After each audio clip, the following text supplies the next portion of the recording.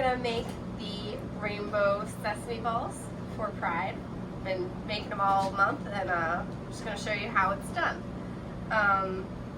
So most of the recipes that you see online, the recipe that I have says take out like 2 tablespoons and use like 10 grams of water. When I actually watched the videos, that was a lie. They were like, yeah, do like 2 tablespoons. I'm like, anyway. So this recipe I kind of eyeball. So I have, this is a double times recipe, and yeah, looks like a good amount. So it's 3 cups of glutinous rice flour. It looks like this. And now I'm just going to add a little bit of water to this. Oops, that is way too much water. That's fine, because I will just add more. Maybe not. Not too much water.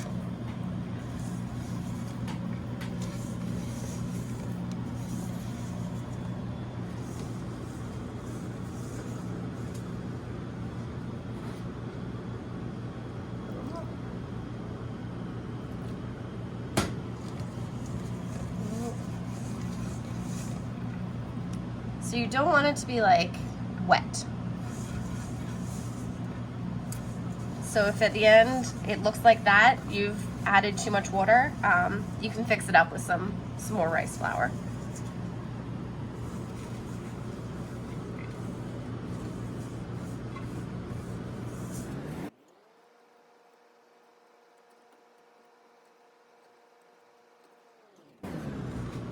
So you can see this is pretty dry but sticking together.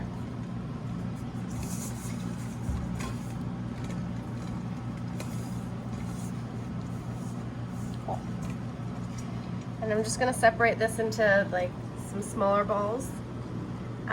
These get boiled for about 3 or 4 minutes. I always like to check the middle to make sure that they're all the way cooked through. I read that this is to stop it from exploding when you fry them, which seems like a very good thing to do, not explode. And then I'm going to take this over to my boiling water, which I've already got at a rolling boil. And I'm just going to plop them in for 4 minutes. So while our balls are boiling, we're going to add our sugar and some baking powder to this. It's going to be 160 grams of sugar.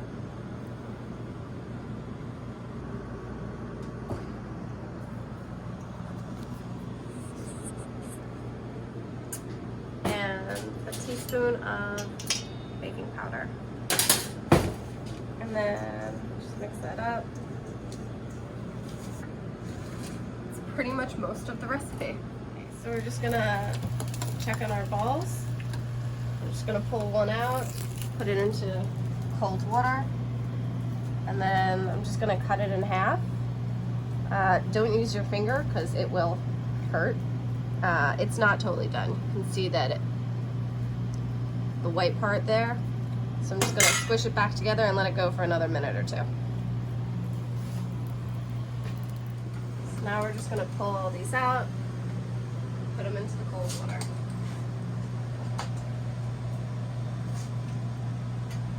These are very hot in the middle, so make sure that you kind of cool them down first. I do that in the cold water like this. And then you just take them and you throw them into your dry mix. And you're just gonna knead this all together. Still a little hot. Now the most important thing I would say is making sure you don't get this too wet. So once we start adding our water, add it very slowly and cautiously, because I've definitely made this too wet and there's nothing you can do once it's too wet. Start adding a little bit of water.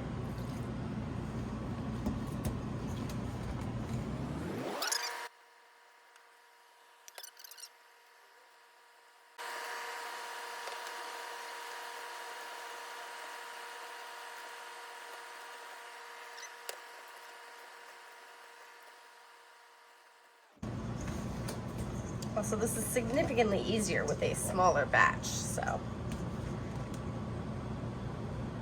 I do recommend starting with the regular smaller batch size.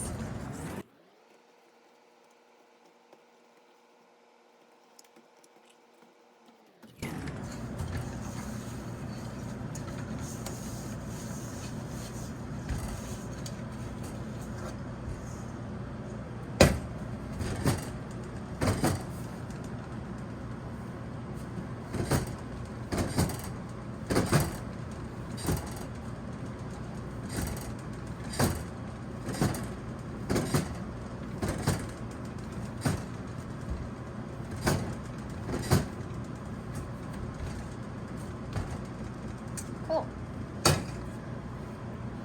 So I have my little ball here, and I'm just going to measure out 6 equal pieces.